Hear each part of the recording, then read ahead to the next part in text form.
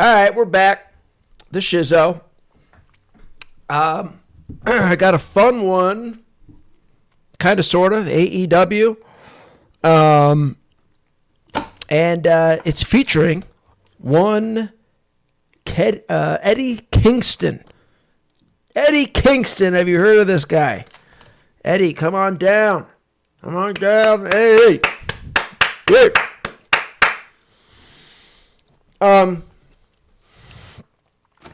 I really don't know much about Eddie Kingston, honestly. What do I know about Eddie Kingston? Let me roll it off real quick. I know he's a part of some stupid, ridiculous stunt way back in the TNA.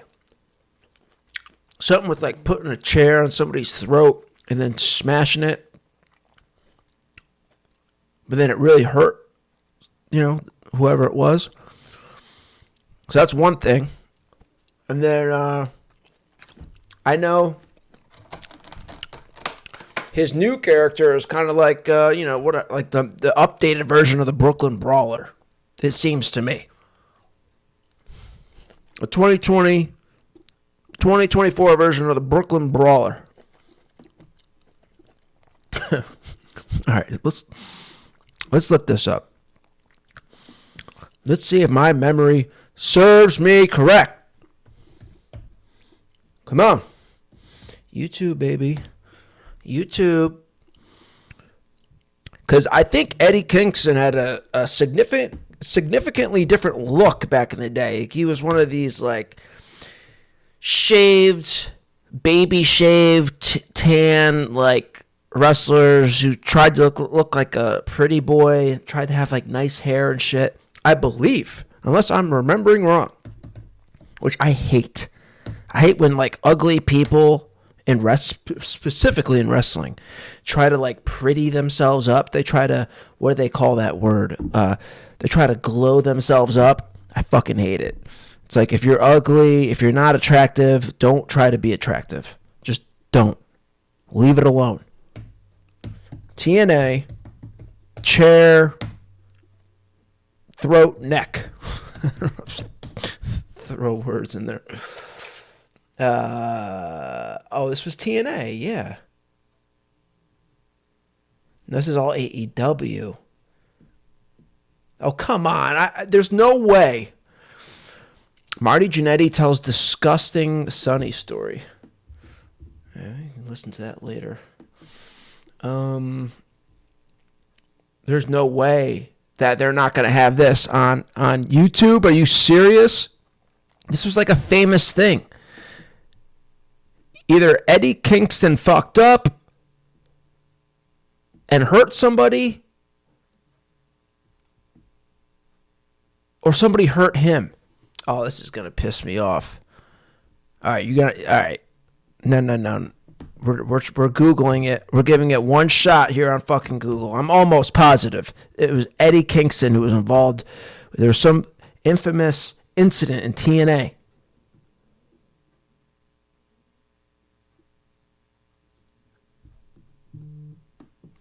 Who's buzzing me? Shut up. All right. All right, it's bullshit. All AEW stuff. All right, whatever. So, nope. Shut up. All right, so let me get to my email here.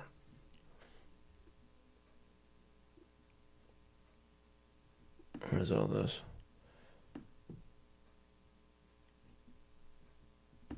Because I sent myself the Eddie Kingston video. So I saw this video. Let me get to this video first. Watch. Proof. Eddie Kingston is the worst pro wrestler of all time. All right, let's watch. Load. Evidence that Eddie Kingston is the worst fake pro wrestler of all time. Look how awful. I like this guy. Official Walt Clyde. I got to check this guy out. He must be a Knicks fan.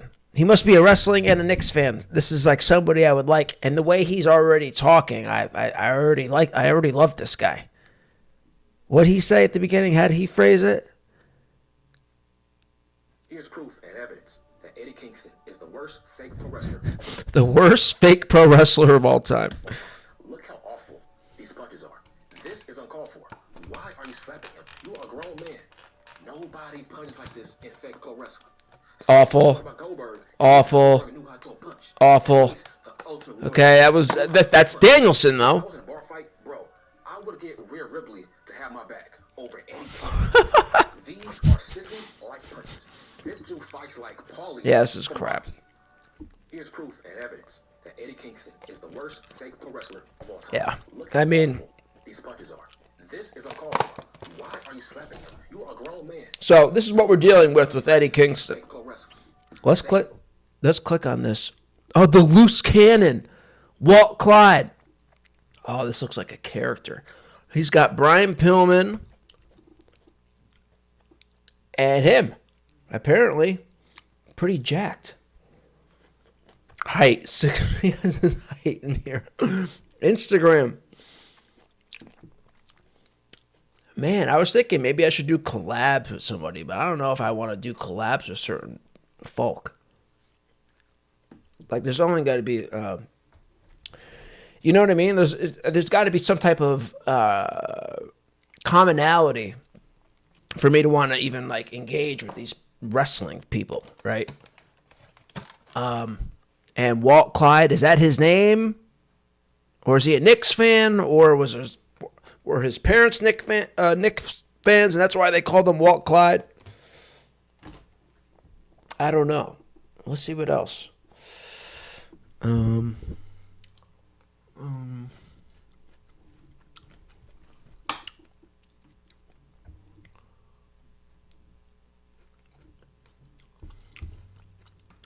What's this? People's Elbow versus Hammer's Elbow? You see, people love to trash The Rock's People's Elbow as a weak finisher, but you never say anything about Greg Valentine's weak elbow finisher. His finisher was the definition of anticlimactic. It had no business being a finisher because that move was a sit-up move. That was a wear you down kind of elbow. It had no business being a finisher. At least with The Rock, the People's Elbow had more entertainment. It had more showmanship. The crowd was participating in those elbow drops, and his elbow drop looked like a finisher. I can't believe Greg the Hammer Valentine was beating guys with this weak setup elbow drop. You see, people love to trash The Rock. I didn't see anything wrong. I think that was actually a good elbow. I mean, for a finisher, his finisher was the definition of I see his point if he's talking about for a finish. But again, this was the early 90s, dude. That's just how it was. All right, so what else? Oh, yeah. So Eric Bischoff. I don't know if I covered him at all on my show, but Eric Bischoff is a guy I like. He's a guy that I would like I could see myself in really enjoying talking to him. So I like him. So he said something funny about this Eddie Kingston. So let's watch. Let's talk a little bit about AEW. Right after Sting's last match, the very next Dynamite, this past Wednesday, was the launch of a new season, quote unquote. The idea was we got a new change in the graphics and the presentation, a new set or an old set, depending on. I kind of like that. But the tunnels are back. Kinda, I mean, the lighting is a little different, and the presentation's a little different, and the song is a little different. I guess you need to freshen things up every now and again. What did you think? 100%. You have to fix things up. And I haven't seen their new. I'm just seeing their logo here. I don't know what other things that they did, but they do need to figure out their production. Eric talks about it. AEW initiative on Wednesday. I liked it. I liked it. I tuned into the show. I watched the whole show. I love the colors. I know it sounds really weird, but I think AEW needed something to make it pop visually. And I know I've talked about it. I enjoy, in some respects, I enjoy the AEW production technique a little more because it feels a little grittier. It feels, I mean, when I watch AEW, sometimes I feel like I'm sitting in the arena watching it. And that's how I like to watch television. If I'm watching wrestling, I want to feel like I'm in the arena. Okay. So what I want is coming up soon, so I'm going to let it play. To feel like I sometimes do with WWE, where I'm in an IMAX theater watching a Disney presentation of professional wrestling. It's so big. It's so colorful. It's so perfectly produced that it's easy to forget that you're watching a live event. Whereas with AEW,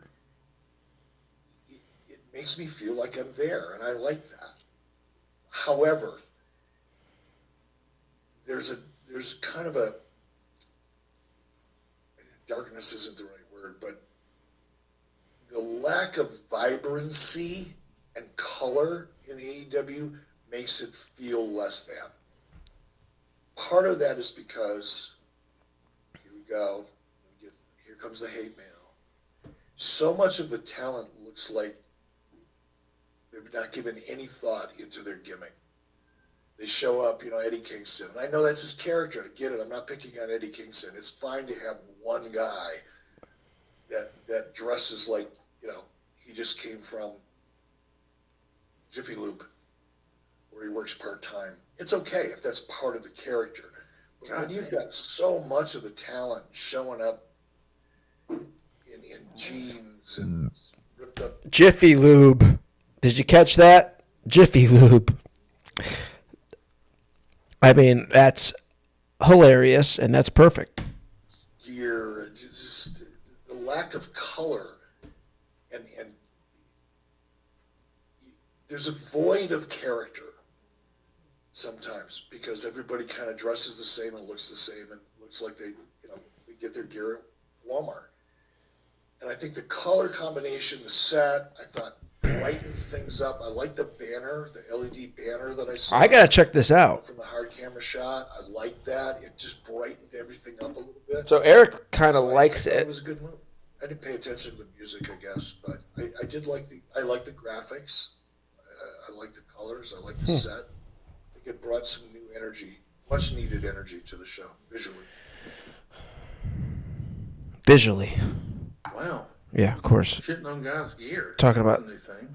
Well, come on, I'm right. I mean, how many these guys coming out? It's just, I don't get it. And it was really. This is pretty good, so I'm gonna let it ride a little bit. And if you're watching this, I would imagine you're a wrestling fan, so. Really, when Will Ospreay came out, that's where it really, it really hit me. And I made a mental note of it because Ospreay came out looking like a fucking star. He looked like a star. He carried himself like a star. Will Ospreay did this? That's interesting. Contrast to me to so many of the other talent that don't look like stars. They don't carry themselves as stars.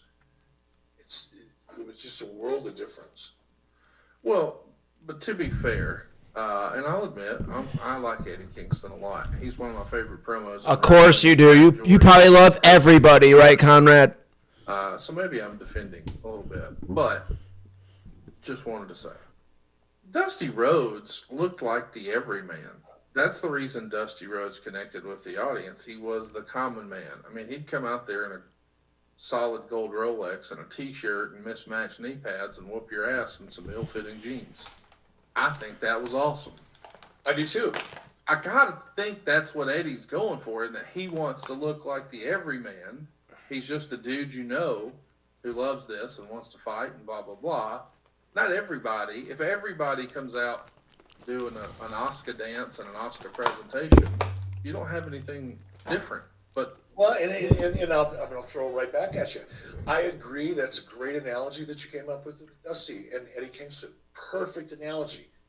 then protect Eddie Kingston. Hear him and out. Make sure that everybody else doesn't show up looking like Eddie Kingston. You see the same thing with the bats. Sting was the bat guy, right? Now everybody's got a bat. So this is pretty much the video. If you want to watch Eric Bischoff, I really like. I think he's really, really good, really insightful, and really like a normal. He's a normal guy. He's a guy who he's not just a wrestler. He's not just a wrestling guy. He's like a regular guy, a human being who just happened to be doing wrestling. So you're not getting any weirdness from him. He's just a guy, who's involved in wrestling and likes wrestling. But he's not one of these weirdos. This is why I enjoy listening to him. But anyways, he makes, he goes on here, and again, I recommend watching it out or watching the whole thing. He goes on here just making great points. And the points are basically that there's no attention to like anything, to detail, to even the big things. We remember just a few days ago, we were talking about the Young Bucks and their thing with the Darby Allin and Sting, and the big blunder with that angle, and the missed opportunity, or just the stupidity, the lack of attention, the lack of detail into what they did and where they're going, and it's just a mess. And it's unfortunate because AEW, it's great that there's AEW. And they have such an opportunity because the WWE doesn't have it. They don't got it. I just did a video on The Rock. Check it out. How The Rock dwarfs these guys. You don't even notice your 3-year undefeated champion Roman Reigns. You don't even notice him with The Rock around. WWE is not in a good spot. They don't have stars. They just don't have stars. And so it's like, this is what's frustrating about AEW, is that there can be ground gained on the WWE if there was just like some sense of direction and smarts. And yet we don't see it. We saw it the other day with Darby Allin and the Young Bucks and that whole thing. Eric's talking about, things like this, and in this video he goes on to other things as well. Tony Khan needs to buckle down and figure something out. He needs to figure something out. He's gotta tweak it, and because what you're doing isn't working. You have to approach this in a better, smarter way.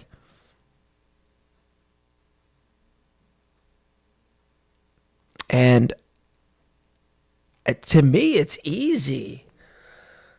To me, it's like, I wish I could be on the board with Tony Khan. If I was on the board with Tony Khan, or whatever, working with him, like, Tony Khan needs me. Basically is what I'm saying. He needs me. No, but really, I mean, he needs, because Tony doesn't have the mind, because we would at least be seeing shades of it. He's got the money. But he needs people around him to point things out, and he probably does, but he doesn't have the right people. I would be the right person. And that's not what this video is about. This isn't I'm just saying I would be the right person, but that's not. I would at least be able to get him to see, like, look, dude, you have a fucking opportunity here. You need to change things up. This is what I would do. And then, like, these are guys we need to listen to. These are guys we don't need to listen to. It wouldn't just be me, but I would be one of the guys who would help him. You know, I would approach it as I would be one of his best team members. Because the way something like AEW would boom is via a team. It would be a team of guys. And like a together forward march. A general understanding and unison between the creative team and even the top guys. Anyway. Is that it? I think that's it for my little segment on Eddie Kingston. All right, Eddie Kingston. That wasn't so bad, was it? That wasn't so bad. Let's go. I want to go back to Eddie's little... What was he doing in there? And again, I don't care about work rate or anything like that. But Eddie Kingston is the worst fake some things just can't be ignored. Okay. Look how awful these punches are. This is uncalled for. Why are you slapping him? You are a grown man. These knees you should have never thrown. What he's about to do here? That you look like a 60, 70, 80-year-old man doing these. Like you're fighting with you're fighting with your roommate at the fucking nursing home, and you guys have gotten into a tussle, and this is how you would knee. It's exactly what it is. And then, okay, Bryan Danielson with a good slap. Knew how to throw a punch. If I was in a bar fight, good working slaps. Ripley to have my back over Eddie Kingston. And let's see what Eddie Kingston. Okay. But now he's using his left hand. He's like doing this like I don't know this, but I'm pretty sure this is like a Japanese thing. This is like an all Japan strong arm style fucking thing that like Giant Baba did. It's like Paulie from Rocky. Here's proof and evidence. And it just looks bad. It just looks bad. It's just. But that's the video. Once again. All right, knocking them out today. Mama said knock you out. And I got to check out AEW's new setup. I want to see the whole thing. What they were talking about there. So, but that's it for now. We will catch you later. Stop.